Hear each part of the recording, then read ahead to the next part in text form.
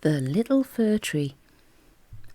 Once upon a time, there was a little fir tree not much bigger than you. It grew in a forest on the mountainside. It was an evergreen, so it did not drop all its narrow green leaves in the autumn, but held on to some of them all year round. Many little fir trees grew around it. Nearby were some full-grown firs, tall and straight and strong. Sometimes men came to cut them down and send them away. Then the little fir tree would wonder where they were going and would feel sad. "It's dreadful to be cut down," said the little tree. "Dreadful to have our branches sawn off and to be nothing but a straight pole." "Do not be sad," said a big fir tree nearby. "We are going to be made into straight telegraph poles, and some of us will be the masts of ships.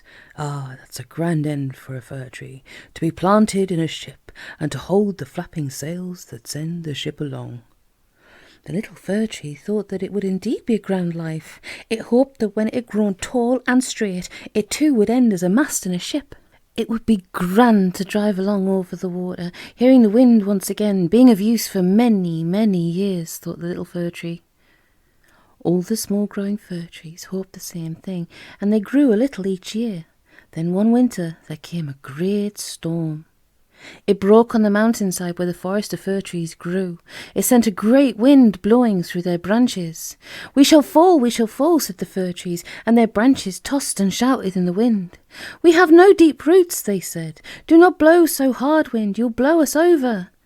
"You should grow big, deep roots," said the wind. "I cannot uproot the strong oak because it sends its roots deep down, but your roots are too near the surface." One big fir tree gave a deep groan. The wind had blown so strongly against it that it was pulled right out of the ground. It toppled over. It fell. It crashed against the next fir tree and made that fall too. That one fell against a third tree, and down this went as well. Crash, crash, crash. Each falling tree hit the one next to it, and soon many were falling like a row of dominoes through the forest. The last one fell on the little fir tree and pulled it up by its roots. The gale died down. The sun came out. Men came into the forest to see what trees had been blown down. "Look, a great path has been made in the forest by one tree uprooting the next," said one of the men. "We will clear away the fallen trees." So, very soon, the sound of axes was heard in the forest, and one after another of the fallen trees was chopped away from its roots, its branches trimmed off, and it was taken away to be made into a telegraph pole or the mast of a ship. The men came to the little fir tree, which had been uprooted by the last falling tree. "Look," said one, "it's a young tree uprooted. It's almost dead." "Give it a chance," said another man. "We will replant it and see if it'll grow." So they put the little fir tree back into the ground and stamped down the earth around its roots. The little tree was almost dead. Its roots were half frozen. It felt ill and weak. But soon its roots took firm hold of the earth again and began to feed the tree.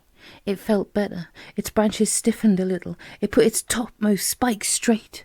All spruce firs have a spear at the top, which they stick straight upwards to the sky. The little fir tree was glad to point its spike up again too. But because it had been uprooted for so long, the little fir tree did not grow well. It was short and stunted. It did not grow freely upwards as the other young trees did. It remained small and short, not much bigger than you. "You must try to grow," said the other trees. "If you don't, you'll be pulled up and burned, for you'll be of no use to anyone. Try to grow, little fir tree."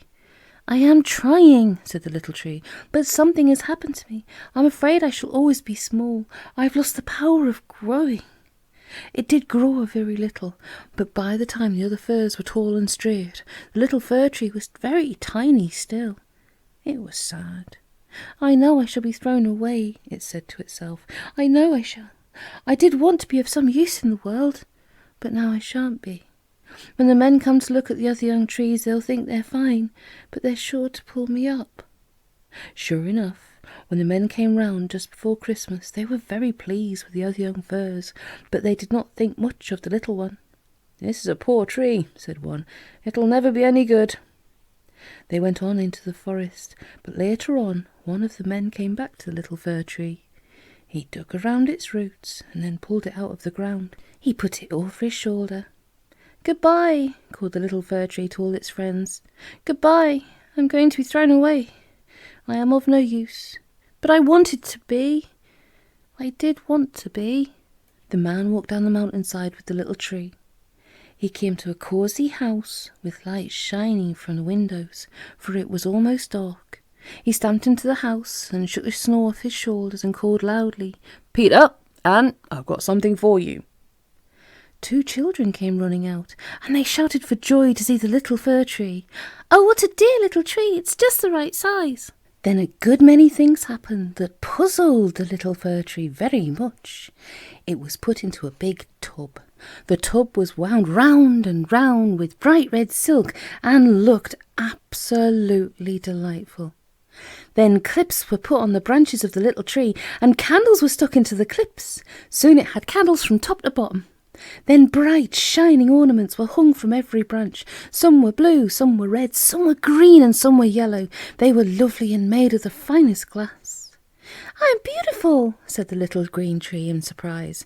"I may be small and undergrown, but how lovely I am, dressed in these shining things. How the children must love me." Then other things were hung on the little tree, presents wrapped in bright paper. Some of them pulled down the branches, for they were very heavy, but the little tree didn't mind. It was too happy to mind anything. Strings of glittering tinsel were hung everywhere on the tree, and then at the very top a wonderful fairy doll was put, with a silver crown and wand, and a fluffy frock that stood out all round her. "I never saw such a beautiful tree as you," said the fairy doll. "Never. I am proud to be at the top of you. You have a nice straight spike there that I can lean against." "All spruce firs have those spikes at the top," said the fir tree proudly. "That's how you can tell us from other fir trees. Why have the children made me so beautiful, little doll?" "You are their Christmas tree," said the doll. "Didn't you know that children take little fir trees at Christmas time, dress them up and hang their presents there? Ah, it's a wonderful thing to be a Christmas tree and bring happiness and joy to many people." "I'm glad I didn't grow," said the little tree. "Oh, I am glad I didn't grow. Once I wanted to be the master of a ship. Now I'm glad to be a Christmas tree." It shone softly when the candles were lit. "We have never had such a lovely Christmas tree before," said Peter. "Isn't it beautiful? Its branches are just the right size. It's a dear little tree." "We will plant it out in the garden when Christmas is over," said their mother. "Then it will take root there, and maybe next year we can dig it up again and have it once more for our tree." "And the year after, and the year after," cried the children. "So I expect they will. What a lovely life for the little fir tree, to grow in the wind and the sun all year, and to be a shining Christmas tree in the winter."